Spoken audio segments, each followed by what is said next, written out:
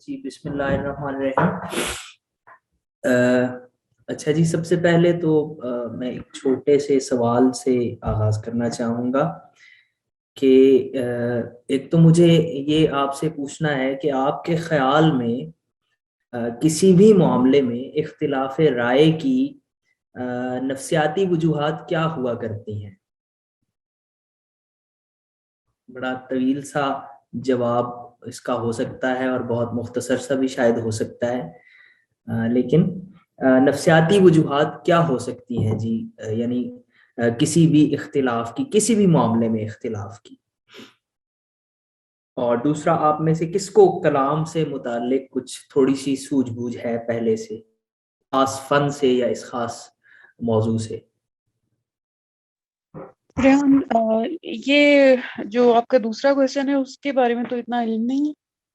تو اختلاف رائے، ایک تو میرا خیال ہے کہ ایگو کی وجہ سے، نفسیاتی وجوہات کی آپ بات کہہ رہے ہیں، ایک تو میرا خیال ہے کہ ایگو کی وجہ سے بھی ہو سکتا ہے، جس کو عام الفاظ میں ہم ایگو کہتے ہیں، کہ ہم سمجھنا اپنی وہ ایک جو ہمارا مینٹل سٹرکچر ہے اس کو بریک کرنا بڑا مشکل کام ہوتا ہے۔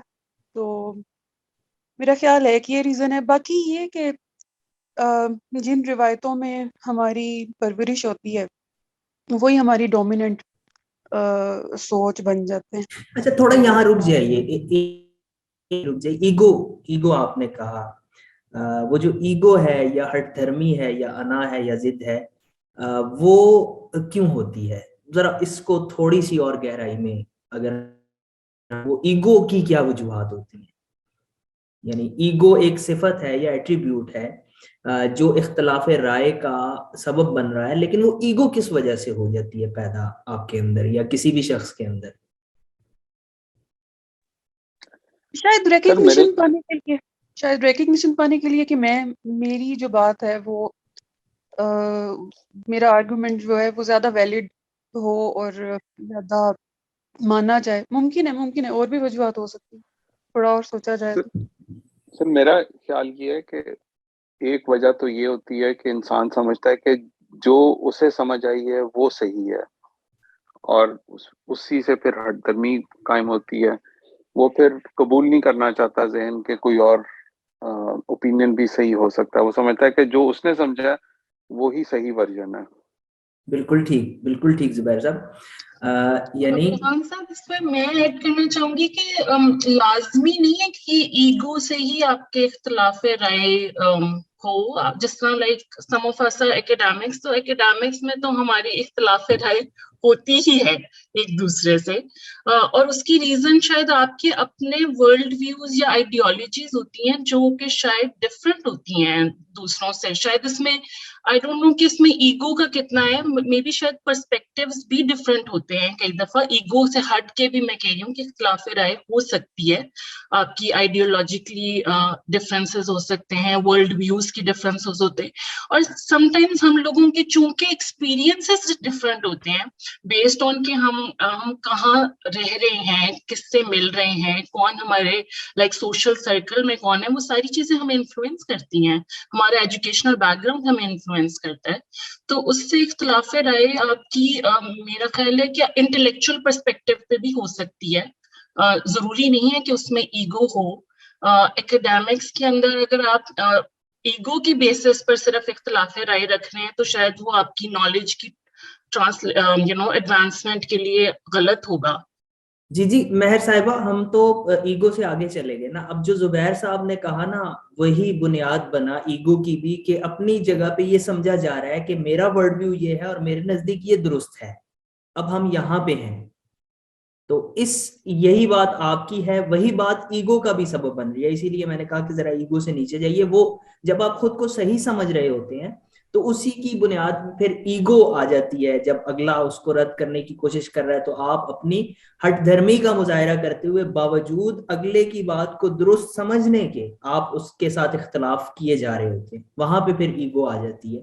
ورنہ بنیادی عنصر تو وہی ہے جو آپ نے کہا، کہ آپ کا جو مائنڈ سیٹ ہے، آپ کا جو مینٹل فریم ہے، آپ کا جو ورلڈ ویو ہے، یا آپ کی جو پیراڈائم ہے، وہ آپ اسے درست خیال کرتے ہوئے اس دوسرے کے ساتھ اختلاف کر رہے ہوتے ہیں جی.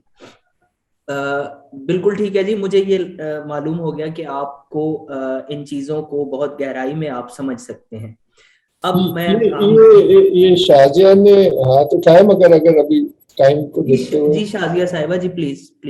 السلام علیکم جی. میں ایک اور چیز کہنا چاہ رہی تھی کہ یہ ایک بہت کمپلیکس سوال ہے آپ کا, کیونکہ میں سمجھتی ہوں کہ خوف کی بنیاد پہ بھی جو ہے نا, جو ایک بہت سب کانشیس چیز ہو سکتی ہے, وہ اس خوف کی وجہ سے ایک سیلف سیبوٹاجنگ سیلف فلفلنگ پروفیسی بھی ہوتی ہے, کہ اس میں شاید دوسرے بندے کو وہ اتنا مطلب ستھئی طریقے سے وہ نفس نہیں ہے, لیکن جیسے کہ ایک کمبینیشن جو لوگ کہہ رہے ہیں کہ تجربے کی وجہ سے, علم کی وجہ سے, ماحول کی وجہ سے ایک عجیب سا خوف بھی پیدا ہو سکتا ہے آپ کے اندر, اور آپ کو پتہ بھی نہیں ہے کس حد تک وہ خوف ہے, جس کی وجہ سے جو رسپانسز جو ہوتے ہیں وہ ایک فریکوینسی ملتی نہیں ہے اس مطلب بحث میں.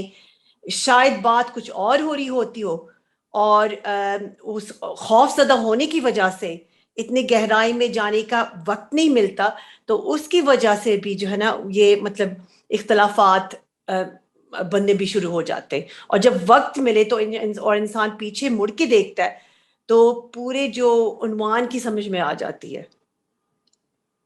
یعنی آپ یہ کہنا چاہ رہی ہیں کہ خوف بھی ایک سبب ہے کسی سے اختلاف کرنے کا, لیکن اس خوف کی حالت میں بھی ظاہر ہے جب آپ کسی کے مخالف کوئی رائے دے رہے ہیں تو یعنی آپ کے نزدیک وہ رائے درست نہیں ہے اور آپ کی اپنی رائے درست ہے.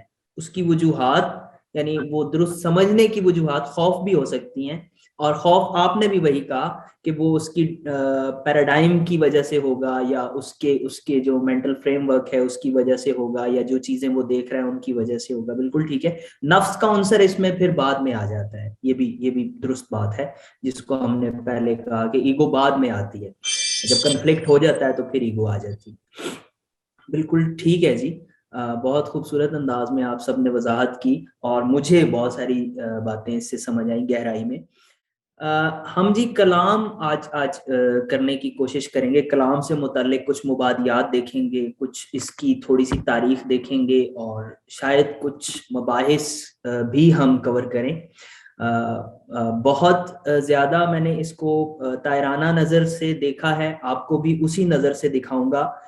کسی خاص فرقے یا کسی خاص زاویہ نظر سے اس سارے کو نہیں دیکھ رہے, بلکہ اوور ویو دے رہے ہیں ایک آپ کو. تو یہی ذہن میں رکھ کے آپ نے بھی چلنا ہے, اور اس میں جو دلچسپ بات ہوں گی یا تھاٹ پرووکنگ باتیں ہوں گی آپ نے ان کو ذہن نشین کرتے جانا.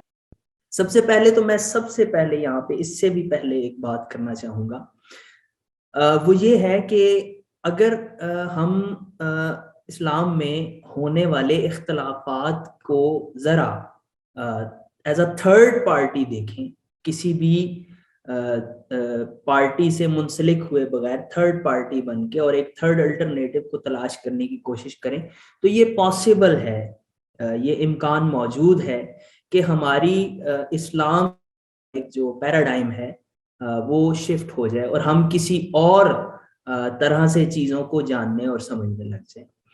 اور بہت ساری چیزیں ہمارے لیے بہت ساری حقیقتیں, اس لیے یہ بہت اہم زاویہ ہے اور بہت اہم موضوع ہے, خاص طور پہ اسلامیات سے متعلقہ لوگوں کے لیے, کہ وہ اسے ایز اے تھرڈ پارٹی لیں. تو کلام جی, سب سے پہلے تو الملل والنحل ایک کتاب ہے شہرستانی کی, اس میں وہ یہ کہتے ہیں کہ دین کے دو حصے ہیں بنیادی, ایک کو وہ اصل کہتے ہیں اور دوسرے کو وہ کہتے ہیں جی کہ یہ فرع ہے. ہم نے اس سے پہلے جو آپ سے باتیں کی ہیں مقاصد شریعہ والی, وہ ہم نے دوسرے پورشن کو تقریباً کور اپ کر لیا اپنے خیال میں جتنی آپ کو ضرورت تھی, اور آج ہم پہلے پورشن کی طرف آئے ہیں. یہ زیادہ کمپلیکس نہیں ہے, اس میں کمپلیکسٹی بعد کی اختراع اور بعد کی تخلیق ہے. تو سب سے پہلے ہم اس کو ہم کلام کیوں کہتے ہیں, اس کے مزید کون سے نام ہو سکتے ہیں, وہ بھی ہے. سب سے پہلے کلام کی ہم مفاہیم کو دیکھتے ہیں کہ کلام کیا ہے. تو یہ کہتے ہیں جی کاف لام میم, کالا ما سے ہے یہ, اور لغوی معنی ہی اس کا زخمی کرنا ہے. تو یہ زخمی کرنا, کسی کو تیز نوک دھار آلے سے زخم لگانے کو کلمہ کہتے ہیں, اور بامانہ بات بھی اسی کا معنی ہے. اصطلاح میں ما یتلفظ بہ الانسان, انسان جو کچھ کہتا ہے اسے کلام کہتے ہیں. یہ جس کو ہم کلام کہہ رہے ہیں جی, علم الکلام یا تھیولوجی, اس کے باقی نام یہاں اس سلائیڈ میں آپ کو نظر آ رہے ہیں. الفقہ الاکبر, جو اس سے پہلے ہم نے بات کی تھی, اسے فقہ اصغر کہتے ہیں اور اسے فقہ اکبر کہتے ہیں. یہ اس کا تقریباً سب سے پہلا نام ہے اس فن کا, الفقہ الاکبر. علم اصول الدین, دین کے کچھ اصول ہیں, کچھ فروع ہیں. اصل سے ہے اصول, تو اصول کا نام بھی اسے دیتے ہیں اور اصول الدین کا نام بھی دیتے ہیں, دونوں نام استعمال ہوتے ہیں. اور علم اسماء و صفات, چونکہ اس میں جو بنیادی مباحث تھیں وہ اللہ تعالیٰ کے سے متعلق تھیں, اس کے اسماء اور اس کی صفات سے متعلق, تو کچھ لوگوں نے اس کو جو بڑا مبحث تھا, اس کا جو بڑی ڈسکشن یا ڈیبیٹ تھی, اس کے نام پہ اس کا نام رکھ دیا. الفکر الاسلامی, ایک نام اس کا یہ بھی ہے. اسلامی فکر کیا ہے, اسلامی فکر میں تدریجاً کیا ارتقاء ہوا ہے, اس میں کیا تبدیلیاں آئی ہیں. تو انہوں نے کہا جی کہ اس کا نام الفکر الاسلامی ہے, اس فن کا یا اس علم کا.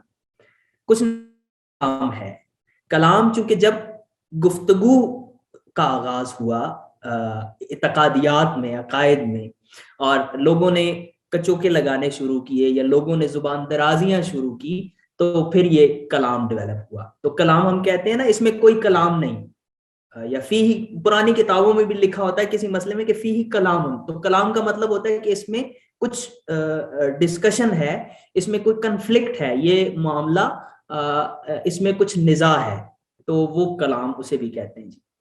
علم التوحید والصفات, ایک اس کا نام یہ بھی ہے.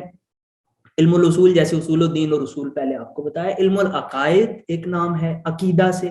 عقد یا عقیدوں کا مطلب ہوتا ہے گرہ لگانا, عقد کہتے ہیں گرہ کو, ایگریمنٹ کو بھی عقد کہتے ہیں اسی لیے کہ وہ گرہ ہوتی ہے, باؤنڈ اس ایگریمنٹ سے دو پرسنالٹیز کو, دو شخصیات کو. علم الاستدلال, استدلال کا علم بھی اسے کہا جاتا ہے, چونکہ اس میں استدلالات ہیں. اور التصور الاسلامی, اسلامی اسلامی کانسیپٹ کیا ہے, اس کی بھی بات ہوتی ہے. آپ اپسٹمولوجی پڑھ رہے ہیں, اپسٹمولوجی میرے خیال میں یہ وہ علم ہے جس میں آپ یہ دیکھتے ہیں کہ کسی بھی علم یا کسی بھی چیز کے پیچھے نظریہ علم یا اصول علم کیا ہے. تو اسلامی تہذیب, تمدن یا ٹریڈیشن کی بنیاد بننے والی, یا اس ٹریڈیشن کے آغاز میں جن تصورات کی ہم بات کرتے ہیں کہ وہ تصورات تھے, وہ یہ ہیں جی, اصول ہیں, اصول دین ہیں. بلکہ پورے ابراہیمی ٹریڈیشن کی بیک پہ جو ہیں وہ یہی اصول دین ہیں, جن کو آج ہم تھوڑا سا دیکھیں گے. اور جب آپ ان کو مقاصد شریعہ کے ساتھ اور قواعد کلیہ کے ساتھ ملا کے سمجھیں گے اور ان کو ریوائز کریں گے, تو بہت ساری نئی جہتیں, بہت ساری نئی ڈائمینشنز آپ پہ کھلیں گی انشاءاللہ. مفاہیم جی, یہ اصطلاحی مفہوم ہے کلام کا. ابو حنیفہ کہتے ہیں کہ فقہ اصول الدین میں, یعنی دین کی اصل میں تفقہ یا تدبر, یہ فروع احکام میں تفقہ یا تدبر یا سمجھ بوجھ سے زیادہ افضل ہے. اور فقہ جو ہے یعنی وہ نفس کی معرفت ہے, اس کے لیے اعتقاد اور عمل میں سے, یعنی اس کے لیے کیا عقیدہ رکھنا جائز ہے اور کیا عمل کرنا جائز ہے, اس کی معرفت کا نام فقہ ہے. تو جو اعتقادیات سے متعلق ہے یعنی اصول سے, وہ فقہ اکبر ہو گیا, یعنی بڑی فقہ ہو گئی. اور جو فروع سے متعلق اصغر ہو گیا, اور اسے صرف فقہ کہتے ہیں. تو یہ فقہ اکبر ہے جی, امام اعظم کے نزدیک, یعنی ابو حنیفہ کے نزدیک. شرح قائد نصفی یہ کہتے ہیں جی کہ ان الاحکام الشرعیہ منہا ما یتعلق بکیفیت العمل, جو عمل کے ساتھ منسلک احکام شرعیہ ہیں وہ فرعیہ ہیں اور عملیہ ہیں, اور جو عقائد کے ساتھ متعلق ہیں وہ اصلیہ ہیں اور اعتقادیہ ہیں. تو وہ جو عملیہ ہیں انہیں فقہ کہتے ہیں اور جو اصلیہ ہیں انہیں کلام کہتے ہیں. یہ اب شرح عقائد نسبی بڑی مشہور کتاب ہے. اہل سنت کے سبھی مدارس میں یہ کتاب بطور اصول پڑھائی جاتی ہے جی. ابن حمام کہتے ہیں کہ کلام کیا ہے؟ وہ عقائد منصوبہ کی معرفت سے منسوب، وہ عقائد جو دین اسلام کی طرف منسوب کیے جاتے ہیں ان کی معرفت سے عبارت ہے. آگے چلیں جی.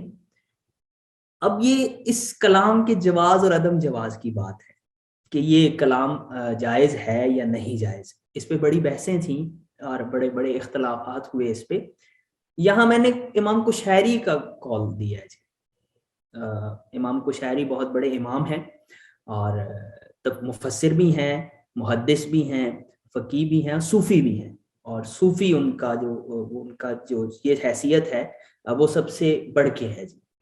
تو وہ کہتے ہیں کہ العجب ممن یقول لیس فی القرآن علم الکلام، تعجب ہے اس شخص پہ جو یہ کہتا ہے کہ قرآن میں علم کلام نہیں ہے. اور آیات احکام جو ہیں وہ اس کو محصور کرتی ہیں، اور جو مشبہ آیات ہیں وہ اس علم کی بنیاد ہیں، اصل ہیں. تو اب آگے وہ کہتے ہیں فلا یجحد الکلام الا مقلد او ذو مذہب فاسد. تو صرف مقلد یا فاسد مذہب والا ہی علم کلام کی تردید کرتا ہے. بڑا واضح ہے امام کشیری کا موقف. اب یہاں پہ ایکچولی ایک شک کا ازالہ بھی ہے اور ایک طرح سے ایک خاص دلیل بھی ہے کہ جی امام اعظم نے اس سے منع کیا کلام سے یا مناظرے سے. اور یہاں پہ اب اس کا پرپس بھی آ رہا ہے کہ علم کلام کا پرپس. پہلے اس کی ضرورت و اہمیت اور جواز اور عدم جواز کی بات آ گئی کہ مشبہ آیات یا ایسی آیات وہ علم کلام کے بغیر سمجھی ہی نہیں جا سکتی، ان کے لیے بہت ضروری ہے. اور اب یہاں پہ اس کا پرپس کہ کلام کا مقصد کیا ہے بڑے لوگوں کے ہاں، ہمارے اسلاف کے ہاں.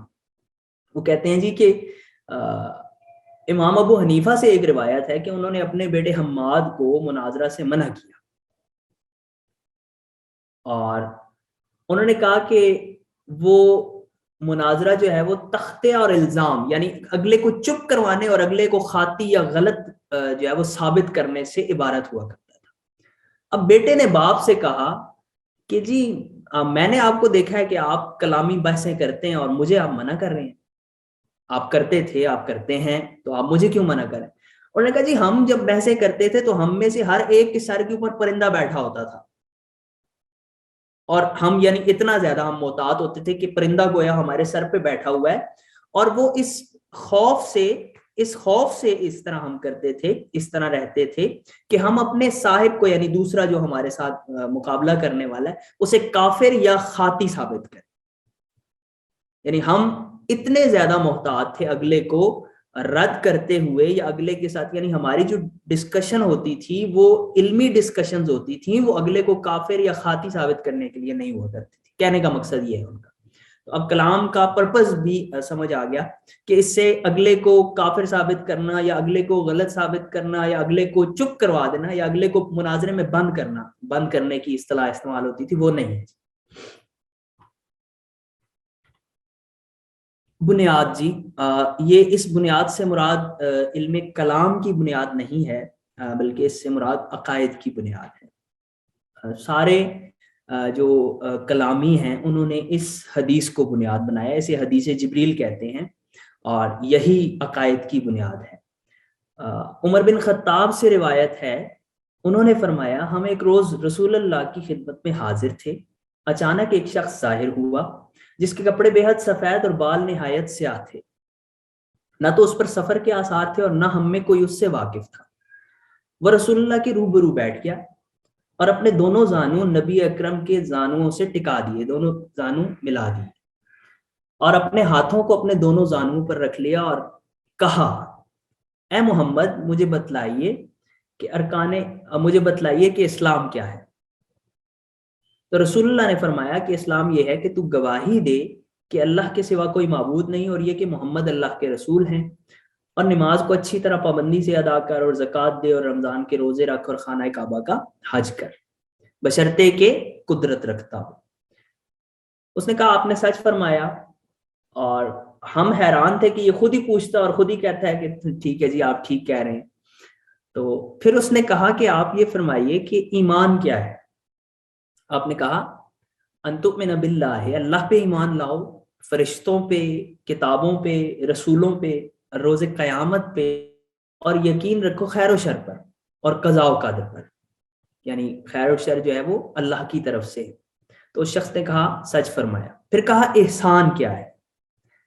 تو آپ نے فرمایا کہ ان تعبد اللہ کأنک تراہ، تو اللہ کی عبادت سے کر گویا تو اسے دیکھ رہا ہے، اور اگر ایسا نہیں ہے تو پھر یوں کر کے وہ تجھے دیکھ رہا ہے۔ اور پھر اس نے قیامت سے متعلق پوچھا تو آپ نے کہا کہ سائل مسئول سے زیادہ نہیں جانتا وغیرہ وغیرہ۔ اس بنیاد پہ، اس حدیث کی بنیاد پہ وہ 3 درجے کرتے ہیں۔ پہلا اسلام، سارے کے سارے علماء وہ کہتے ہیں ایک اسلام ہے، پھر ایمان ہے، اور پھر احسان ہے۔ چونکہ یہ تینوں لفظ حدیث میں آئے ہیں تو یہ تینوں حدیث کے الفاظ ہیں۔ اسلام یہ ہے کہ آپ وہ جو اراکین اسلام ہیں ان کی پابندی کریں، آپ زبان سے کہیں، کلمہ پڑھیں، آپ نماز پڑھیں، آپ روزہ رکھیں، آپ زکوٰۃ دیں، آپ حج کریں، یہ اسلام ہے۔ لیکن قرآن مجید میں بڑا واضح آتا ہے کہ یہ جو لوگ کہتے ہیں کہ ہم اسلام لائے تو یہ ایکچولی یہ مومن نہیں ہے، یہ ایمان ابھی ان کے دلوں میں گھسا نہیں ہے، اس نے جگہ نہیں پائی۔ یعنی اسلام کے بعد ایمان ایک اور درجہ ہے، اور وہ کیا ہے؟ وہ یہ ہے کہ آپ تصدیق کریں بالقلب، اقرار باللسان کے بعد تصدیق بالقلب ہے، اور وہ یہ ہے کہ آپ یہ تصدیق کریں کہ اللہ ایک ہے، محمد اس کے رسول ہیں، اور باقی اس کے سارے رسول حق ہیں، ساری کتابیں حق ہیں، اور آخرت حق ہے، اور تقدیر حق ہے، خیر اور شر اللہ کی طرف سے۔ تو یہ بنیادی طور پہ عقائد کی مباحث اسی ایمانیات میں ہیں، کلام کی مباحث۔ سر ایک ریکویسٹ ہے، درخواست ہے، یہ آپ اس کو سلائیڈ موڈ میں لے جاتے ہیں، ذرا دیکھنا آسان ہو جائے گا پلیز۔ جی میں اسے بالکل کر دیتا ہوں جی شکریہ۔ جی اب دوسرا ٹھیک ہے جی۔ آپ کو سواپ کرنا پڑے گا اپنا مانیٹر، وہ ڈسپلے سیٹنگز میں جائیں اوپر، ڈسپلے سیٹنگ، ہاں جی یہاں پہ سواپ مانیٹر کر دیں۔ جی جی شکریہ۔ اچھا جی، آگے پیچھے یہاں سے ہوگا جی، ٹھیک ہے۔ اچھا جی یہ دیکھیے جی، یہ ایمانیات ہیں، اور اس کے بعد یہ جو ہے احسان ہے، جسے ہم احسان یا تصور، اسے جہاد اکبر بھی کہا گیا، اسے اخلاق بھی کہا گیا، اسے تزکیہ نفس بھی کہا گیا، اسے تقوی بھی، اسے ریاضت نفس بھی کہا گیا، اور زہد بھی کہا گیا، اور یہ تربیہ بھی ہے۔ یعلمہم الکتاب والحکمہ ویزکیہم، تو وہ جو یزکیہم ہے وہ کتاب اور حکمہ کی تعلیم کے ساتھ تزکیہ یہ ہے۔ آگے چلتے ہیں جی، یہاں تک آپ کو یہ 3 درجے اسلام کے سمجھ آ گئے اگر، اور یہ سمجھ آ گیا کہ کلام کے مفاہیم کیا ہوتے ہیں، اس کی ضرورت کیا ہے، اس کے مقاصد کیا ہیں، اور وہ جائز ہے یا ناجائز ہے، تو پھر اس کے بعد ہم ضروری مباحث کی طرف آتے ہیں۔ یہ بہت بہت عجیب حدیث ہے۔ اور ریحان صاحب جی آپ وہ جو حصے کیے ہیں اسلام ایمان احسان، تو اس میں آپ نے جوڑا نہیں ابھی کلام کو، کس سے جڑے گا؟ کلام جی ایمانیات سے جڑے گا۔ کلام جی وہی میں بتایا کہ جو ہم نے پچھلا فقہ پڑھی وہ اسلام سے متعلق ہے بہت زیادہ، اور جو ہم آج کلام پڑھ رہے ہیں یہ ایمانیات سے متعلق ہے بہت زیادہ۔ اور جو احسان ہے وہ ایک پریکٹیکل چیز ہے، وہ یعنی وہ ایک پریکٹس ہے، اس کو ایک طرح کا احسان کا تعلق پریکٹس سے بھی زیادہ احساس سے ہے، جیسے واضح ہے अंताबुदुल्लाह कान्नका तराहु व इल्लम तकुन तराहु फइन्नहु यराक। तो ये मुशाहिदे और देखने और महसूस करने से ताल्लुक रखता है, इसका कोई ताल्लुक अकीदे से या प्रैक्टिकली इस्लामिक जो अरकान है उनसे नहीं है, बज़ाहिर नहीं नजर आता। बहुत अजीब ये रिवायत है जी कि ज़ैनब बिन्त जहश कहती हैं कि इस्तयक़ज़न नबी सल्लल्लाहु अलैहि वसल्लम मुहम्मरन वजह। मैंने आपको बताया था कि नबी मुकर्रम सल्लल्लाहु अलैहि वसल्लम का चेहरा मुबारक सिर्फ सुर्ख होता था और जिससे वो ये अंदाजा करते थे कि आप जलाल में हैं। आप जागे और आपका चेहरा सुर्ख था, आप सुर्ख चेहरे के साथ जागे और आपने कहा कि ला इलाहा इल्लल्लाह वैलुल लिल अरब मिन शर्रिन कद इक़तरब। हलाकत है, बर्बादी है अरबों के लिए उस शर से जो बहुत करीब है। वो शर क्या था जी? वो शर यही था कि नबी मुकर्रम सल्लल्लाहु अलैहि वसल्लम के ज़माना मुबारका में ही मैंने आपसे जो पहले सवाल पूछा और उसके जवाब में हमने जो एक छोटी सी डिस्कशन की, आपने हमेशा ज़हन में रखना है जब कभी इस किस्म के मसाइल आपके सामने आए। तो नबी मुकर्रम सल्लल्लाहु अलैहि वसल्लम के ज़माने में ही इख्तिलाफ राय की इब्तिदा हो गई थी। छोटे छोटे इख्तिलाफ होते थे, मसलन खजूरों के मामले में पैवंदकारी की बात की गई तो आपने उससे मना फरमाया। अब वो सारे आ गए, सहाबा आ गए और उनके या रसूलल्लाह ये तो इससे तो बड़े फायदे होते हैं और वो खजूर का फल ज्यादा हो जाता है और हम यूं करते हैं और हम वो करते हैं। तो आपने फरमाया कि कुंतुम आलमु बि उमूरि दुनियाकुम। अच्छा भाई ठीक है, तुम अपनी दुनियावी मामलात में तुम ज्यादा समझदार हो जाओ, ठीक है तुम करो। तो नबी मुकर्रम सल्लल्लाहु अलैहि वसल्लम ने इजाजत दी कि ठीक है तुम पैवंदकारी कर लो, लेकिन कहने वाले ये कहते हैं कि अगर वो नबी मुकर्रम सल्लल्लाहु अलैहि वसल्लम की बात मान लेते, अगर आप मना कर देते तो फिर तो शरीयत हो जाती ना, इसलिए आपने मना नहीं किया। लेकिन अगर वो मान लेते तो नबी मुकर्रम सल्लल्लाहु अलैहि वसल्लम से ज्यादा काश्तकारी का या बकरियां चराने का या उस खास तहजीब का आपसे ज्यादा किसे इल्म था, तो उनको ज्यादा बरकत मिलती। अच्छा, लश्कर उसामा के मामले में इख्तलाफ हुआ, फिर बड़ा इख्तलाफ जिसका रिवायात में जिक्र आता है वो हदीस किरतास में है, कागज कलम लाने पे इख्तलाफ हुआ। तो यहाँ पे जो हदीस किरतास में इख्तलाफ हुआ वो उसमें ये कहा गया कि नकफी किताबुल्लाह, इसको भी ज़हन में रखना है कि ये यानी आर्गू करते हुए यूं कहा गया कि जी हमें किताबुल्लाह काफी है। रसूलुल्लाह ने कहा कि कागज कलम लाओ ताकि मैं तुम्हें कोई बात लिख दूं कि तुम मेरे बाद इख्तलाफ में ना पड़ो। तो कहा गया कि रहने दो और कहा गया कि ये हमें किताबुल्लाह काफी है। अच्छा, यही फिर आगे चल के ये इन स्लाइड्स में ऐसी कोई बात नहीं है, मैं वैसे बाय द वे आपको बता रहा हूँ। फिर आगे चल के दो ग्रोहों का जिक्र आता है सारी की सारी कुतुब में, और कहीं बाकायदा इस ग्रोह का आपको जिक्र नहीं मिलेगा अलग से। उसका नाम है जी, वो कहते हैं जी कि उस्मानीयून। तो उस्मानी एक ग्रोह है और एक अलवी है। एक जगह एक इबारत मैंने देखी, मैं पिछले दिनों यही देख रहा था और उसमें वो ये कहते हैं कि अलवी वो थे जिन्होंने ये कहा कि हजरत अली अफजल हैं हजरत उस्मान से, और उस्मानी वो हैं जिन्होंने ये कहा कि अबू बकर उमर से अफजल हैं, उमर उस्मान से अफजल हैं और उस्मान अली से अफजल हैं। और यही उस्मानी बाद में आके अहलुस सुन्ना वल जमा हुए।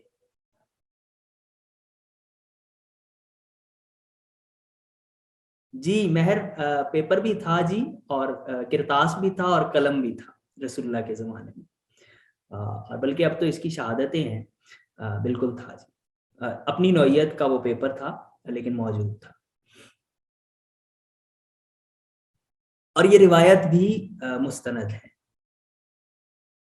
अच्छा, अब वो उस्मानी और अलवी, वो जो उस्मानी ग्रोह है वो अल जमा हुआ आगे चल के, और अलवी जो है वो मुख्तलिफ वो शियाने अली हुए, फिर उनके आगे बहुत सारी तकसीमात हुई। लेकिन कहने का मकसद ये है कि इख्तिलाफात की इब्तिदा हो गई थी और वो आगे چلتے چلتے. اور اس ضمن میں بہت عجیب و غریب باتیں ہیں, بہت سی باتیں ہیں جو شاید اگر میں نے کہا کہ اگر ان کو ایز اے تھرڈ پارٹی آپ دیکھنا شروع کر دیں اور بہت گہرائی میں تو آپ کی پیراڈائم شفٹ ہو جائے گی, آپ کا نقطہ نظر ہی بہت ساری چیزوں کے معاملے میں تبدیل ہو جائے گا.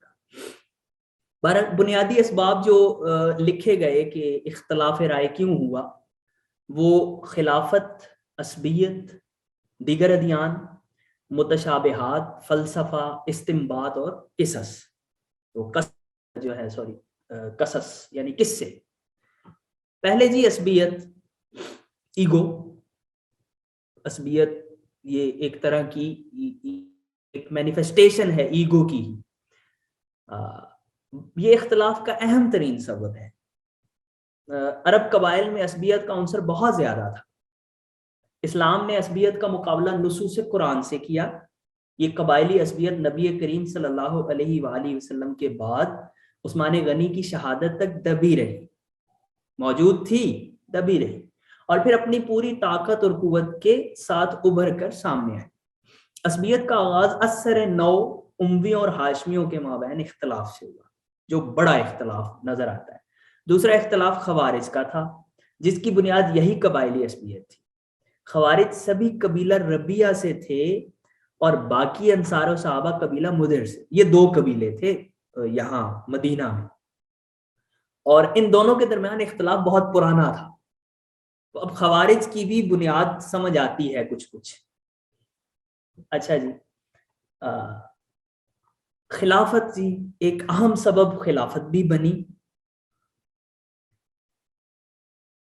جی عصبیت ایک طرح کا یعنی عصبیت ہم کہتے ہیں جسے اپنے قبیلے کو نسبتاً دوسرے سارے قبیلوں سے نسبتاً افضل اور اعلیٰ جانتے ہوئے دوسرے قبیلوں کو حقیر سمجھنا اور اپنا حق دوسروں پر یعنی مقتدر سمجھنا, یہ عصبیت ہے. یہ لسانی بھی ہوتی ہے, یعنی جیسے کہتے ہیں نا سندھی پنجابیوں سے اچھے اور پنجابی سندھیوں سے اچھے. قبائلی بھی ہوتی ہے, جیسے قریش کہتے ہیں جی بنو ہاشم کہتے ہیں ہم سب کے سردار ہیں. قریش کہتے ہیں وہ یہ سارے قرآن مجید دار ارقم میں پڑھا کرتے تھے رسول اللہ اور ان کے صحابی. تو یہ جو سارے تھے نا بڑے بڑے چغادری اس وقت کے قریش کے, تو یہ چھپ چھپ کے قرآن سنا کرتے تھے. ایک دن ایسے ہوا ابو جہل بھی ادھر تھا, سفیان بھی ادھر تھا, تو ان کا آمنا سامنا ہو گیا. اب یہ ایک دوسرے کو گالیاں بکیں کہ تم لوگوں کو منع کرتے ہو اور خود ادھر آ کے چوری چوری کر کے سنتے ہو تم. تو انہوں نے کہا جی کیا کریں, یہ بڑا مشہور کلام ہے, اس کو مطلب سننا تو ہوتا ہے. تو انہوں نے کہا, ابو سفیان نے ابو جہل کو کہا کہ پھر تم مان کیوں نہیں لیتے. اس نے کہا کہ تم یہ سمجھتے ہو کہ مطلب انہوں نے یہ باقی جو ہے وہ اب انہوں نے سرداریوں میں ہمارا مقابلہ کیا, ہم نے ان کا کیا, انہوں نے مال خرچ کرنے میں مقابلہ کیا, ہم نے ان کا کیا. اب یہ جو نبوت لے کے آ گئے ہیں تو یہ تو ہم نہیں لا سکتے, اب اس کا ہم کیسے مقابلہ کریں گے, تو ہم تو کٹ مر جائیں گے لیکن ہم اس کو نبی نہیں مانیں گے. تو یہ بنیاد موجود تھی ان کا. اور جب آپ دیکھیں اسی کی آپ تظاہر دیکھیں کہ ابو جہل کو وہ دو چھوٹے چھوٹے بچے مار رہے ہیں بدر میں, اور وہ کہتا ہے کہ میری گردن ذرا نیچے سے کاٹنا تم یہاں سے, تاکہ جب پڑی ہوگی تو اونچی لگے سردار کی گردن. تو وہ یہ موجود ہے, یہ عصبیت ہے.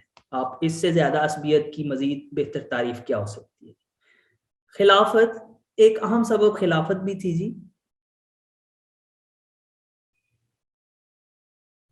جی. جی کچھ ایسا ہی ہے جی مہر صاحبہ, ایسا ہی ہے کچھ شاید. خلافت بھی ایک اہم سبب تھا جی اختلاف کا. اور خلافت کیسے سبب تھا, یہ اس فوراً نبی مکرم صلی اللہ علیہ وآلہ وسلم کی وفات کے بعد ایون مولانا روم کہتے ہیں کہ چون صحابہ حب دنیا داشتند مصطفیٰ را داشتند. تو جب صحابہ نے دنیا کی محبت رکھی تو وہ ادھر ثقیفہ میں وہاں پہ انصار اکٹھے ہوئے اور خلافت کا معاملہ ہوا, اور وہاں پہ دلیل پیش کی گئی کہ الائمۃ من قریش, اور پھر وہ انہوں نے تسلیم کر لیا. اور اس دلیل کی بنیاد پہ یہ بعض لوگوں نے کہا کہ اگر الائمۃ من قریش تو پھر بنو ہاشم اولا ہیں, اور آپ تو اولا نہیں ہیں, اس دلیل کے زیادہ حقدار تو بنو ہاشم ہیں.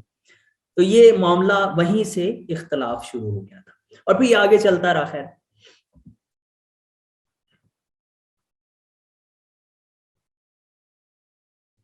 اچھا جی، دیگر ادیان کہ جب یہود و نصارہ کے علماء مسلمان ہوئے ہیں اور اب وہ ایک پریویس ایکسپیرینس کے ساتھ آ رہے ہیں، ان کے پاس پہلے سے کچھ علم موجود ہے. جب وہ مسلمان ہو رہے ہیں تو مسلمان ہونے کا مطلب یہ ہے کہ وہ فوری طور پہ اس گروہ میں شامل تو ہو گئے ہیں جو ان کی انسپریشن کا باعث بنا ہے، یا فوری طور پہ متاثر ہو کے انہوں نے اس کو قبول کر لیا ہے. لیکن جب انہوں نے اسلامی حقائق کی تشریح کی ہے تو وہ اسرائیلیات کو لے کے آئے. اور اس معاملے میں آپ حیران ہوں گے کہ بڑے بڑے ہمارے جو مفسرین ہیں، مجاہد ہیں، مقاتل ہیں، تاریخ دان ہیں، طبری ہیں وغیرہ وغیرہ، آپ کو وہاں اسرائیلیات کی بھرمار ملے گی. اس کی وجوہات وہ ابن خلدون اس کی وجہ بیان کرتے ہوئے کہتے ہیں ایک جگہ کہ اصل میں بہرحال ان کی رائے سے اختلاف بھی کیا جا سکتا ہے، پر وہ یہ کہتے ہیں کہ یہ جو عرب تھے یہ زیادہ پڑھے لکھے نہیں تھے. تو چونکہ یہ پڑھے لکھے نہیں تھے تو جب ان کو کسی بارے میں اس قسم کا تجسس ہوتا، کیونکہ کیوریاسٹی تو ہر انسان کی فطرت میں ہے کہ یہ کائنات کس طرح بنی، یہ کیا ہوا، تو وہ ان لوگوں کے پاس جاتے تھے. اور عرب میں موجود یہ یہودی یا نصارہ علماء جو تھے یہ بھی بہت پڑھے لکھے نہیں تھے، کم پڑھے لکھے تھے.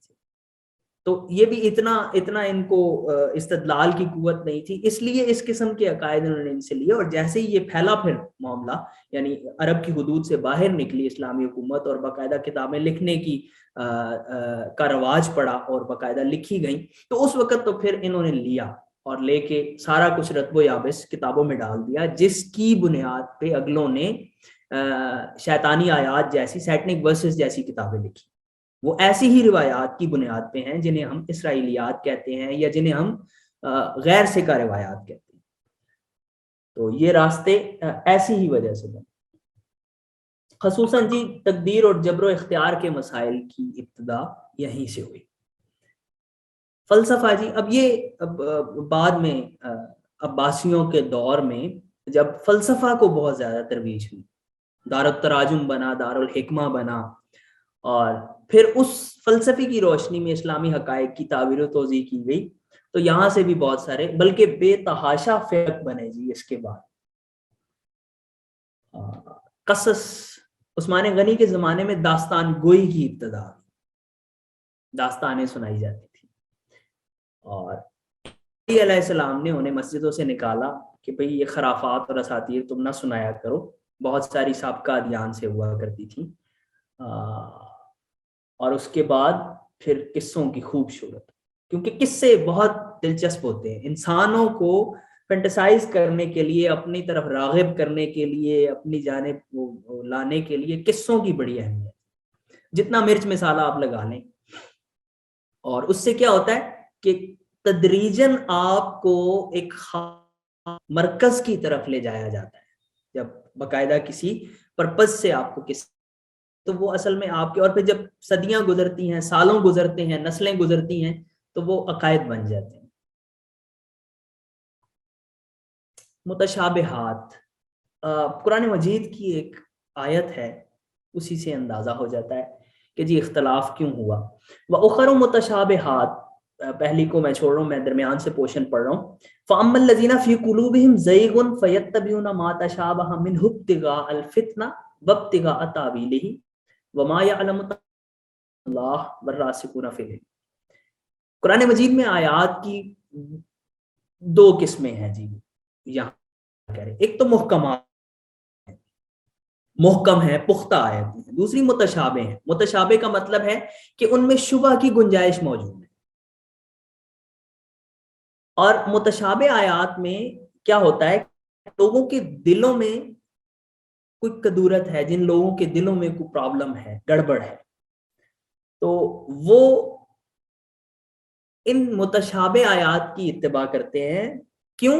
ابتغاء فتنہ کے لیے، فتنہ کو چاہتے ہوئے، اور اپنی منمانی تعویل کے لیے وہ متشابہ آیات کے پیچھے جاتے ہیں.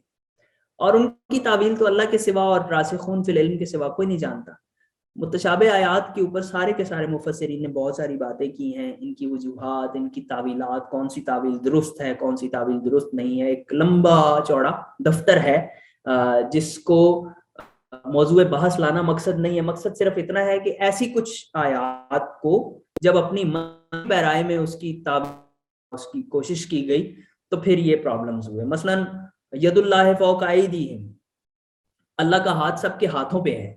اب ید اللہ کی جب اس کی تفسیر کی گئی تو یہاں پہ پورا ایک فرقہ الگ ہوتا ہے، وہ پورا ایک اسکول آف تھاٹ ہے جو الگ ہوتا ہے ایسی کچھ آیات کی بنیاد پہ. علم الکلام کی تاریخ کو 4 مراحل میں تقسیم کیا جاتا ہے جی. یہ پہلا مرحلہ ہے، یہ پہلی صدی سے دوسری صدی کی ابتدا تک کا زمانہ ہے. دوسرا، یہ دوسری صدی ہجری کی ابتدا سے لے کر قریب 5ویں صدی ہجری کے اختتام تک کا مرحلہ ہے. تیسرا مرحلہ یہ 6 سے لے کر 9ویں صدی ہجری تک کا زمانہ ہے. چوتھا مرحلہ ہے جی یہ 10ویں سے 12ویں تک، اور پھر اس کے بعد یہ جدید دور کہلاتا ہے جی، آخری 2 صدی.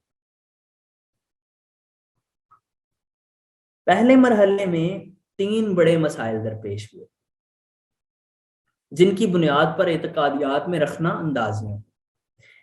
پہلا مسئلہ تھا جی مرتکب کبیرہ کا مسئلہ، کہ جو کبیرہ گناہ کرتا ہے وہ دائرہ اسلام سے خارج ہے یا نہیں ہے. جب دائرہ اسلام سے خارج ہے تو واجب القتل ہے یا نہیں ہے، اور اگر واجب القتل ہے تو پھر اس کی جو موجودگی ہے اس کی کیا حیثیت ہے، اس کو چاہیے. مسئلہ جبر و اختیار، اعمال ہم کرتے ہیں اور کیا ہم مجبور محض ہیں یا ہمیں اختیار حاصل ہے، یعنی ہم جو کچھ ہمارے ساتھ ہوتا ہے یا جو کچھ ہم کرتے ہیں افعال میں. اور مسئلہ امامت، امامت من جانب اللہ ہوتی ہے، یعنی امام جو ہے اس کا نفاذ یا اس کی تقرری اللہ کی طرف سے ہوگی یا نہیں ہوگی، یہ مسئلہ جی.